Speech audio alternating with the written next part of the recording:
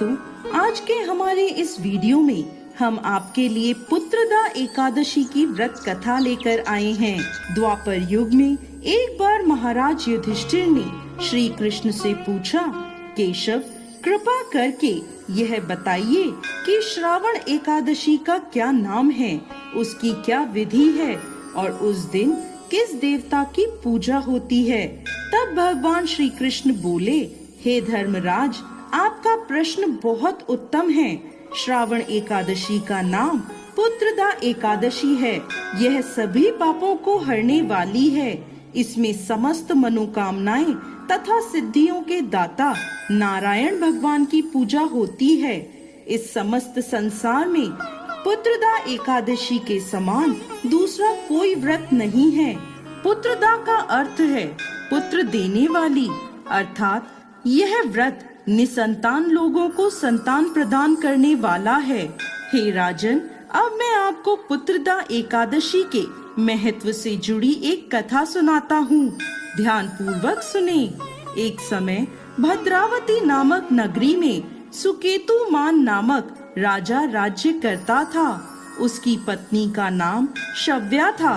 राजा के पास धन, वैभव, राज्य आदि किसी प्रकार की कोई कमी नहीं थी, परंतु उसके कोई संतान नहीं थी। इस कारण राजा और उसकी पत्नी दोनों चिंतित रहते थे। राजा यह सोचकर चिंतित रहते थे कि हमारे लिए पिंडदान कौन करेगा। बिना पुत्र के पितरों और देवताओं का ऋण मैं कैसे चुकाऊंगा। अवश्य ही मैंने पिछले जन्म में कोई बुरे कर्म किए होंगे, इसलिए मेरे पुत्र नहीं हैं। राजा को इस प्रकार चिंता में डूबा देख रानी शव्या भी हर समय चिंतित रहती थी।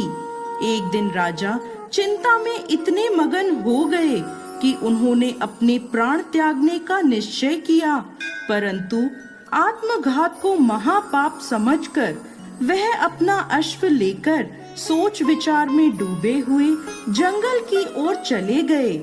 वहां अनेकों प्रकार के पक्षियों और पेड़ पौधों को देखते हुए राजा आगे चलते जा रहे थे। वन में राजा ने हाथी को अपनी मादा और बच्चों के साथ घूमते हुए देखा। हिरण को भी अपनी मादा और बच्चों के साथ देखा। इसे देखकर राजा सोच में पड़ गए कि मैंने कई यज्ञ किए, ब्राह्मणों को भोजन कराया, फिर भी मुझे निसंतान होने का दुख प्राप्त हुआ। मैं क्या करूं? ऐसा सोचते हुए राजा आगे जंगल में चलते गए। आधा दिन बीत गया। राजा भूख प्यास से व्याकुल थे। पानी की तलाश में वह भटकते हुए एक सरोवर की तरफ गए। उस सरोवर में कमल पुष्प खिले हुए थे तथा बतखें विहार कर रही थीं। राजा ने नजर घुमाकर देखा तो सरोवर की एक ओर मुनियों का आश्रम बना हुआ था। उसी समय राजा के दाएं अंग फड़कने लगे। राजा ने इसे शुभ संकेत समझा और घोड़े से उतरकर उन ऋषियों के आश्रम में गए। आश्रम में पहुंचकर राजा ने ऋषियों को प्रणाम किया और वहां बैठ गए। राजा को देख मुनियों ने पूछा, हे राजन, आपकी क्या इच्छा है? राजा ने पूछा, महाराज, आप कौन हैं और यहाँ किस लिए आए हैं? कृपा कर मुझे बताएं। तब वह ऋषि बोले, राजन, आज से 5 दिन बाद संतान देने वाली पुत्रदा एकादशी है। हम विश्व देव हैं और इस सरोवर में स्नान करने के लिए आए हैं। यह सुनकर राजा बोला, हे महाराज, मेरे कोई संतान नहीं है। यदि आप मुझसे प्रसन्न हैं, तो मुझे पुत्र प्राप्ति का वरदान दें। यह सुन मुनि बोले, हे राजन, श्रावण मास की एकादशी का नाम पुत्रदा एकादशी है। यह निसंतान को संतान प्रदान करती है।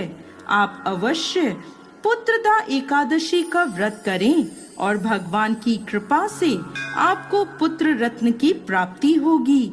मुनि के वचनों को सुनकर राजा को संतोष हुआ और उसने महल में जाकर रानी शव्या को सारी बात बता दी और पुत्रदा एकादशी के दिन राजा और रानी दोनों ने पुत्र प्राप्ति की इच्छा से पूरे विधि विधान से पुत्रदा एकादशी का व्रत किया और द्वादशी के दिन पारण किया। कुछ दिनों बाद रानी शव्या ने गर्भ धारण किया। 9 महीने पश्चात उनके यहाँ एक अति तेजस्वी पुत्र हुआ। वह राजकुमार अत्यंत सुंदर, यशस्वी और प्रजा का पालन करने वाला राजा बना। श्री कृष्ण भगवान बोले, हे कुंती नंदन, पुत्र प्राप्ति के लिए पुत्रदा एकादशी का व्रत सर्वोत्तम है। जो मनुष्य पुत्रदा एकादशी के महत्व को पढ़ते या सुनाते हैं, वह सांसारिक सुखों को भोग कर अंत में स्वर्ग लोक को प्राप्त करते हैं। पुत्रदा एकादशी का व्रत करने वाले व्यक्ति को सुबह जल्दी उठकर स्नान आदि से निवृत्त होकर संतान प्राप्ति के लिए पति पत्नी दोनों को स्नान के पश्चात पूरे विधि विधान से श्री हरि नारायण की पूजा करनी चाहिए। इसके साथ पुत्रदा एकादशी की कथा सुननी चाहिए और आरती करनी चाहिए। हे भगवान नारायण, इस कथा को कहते सुनते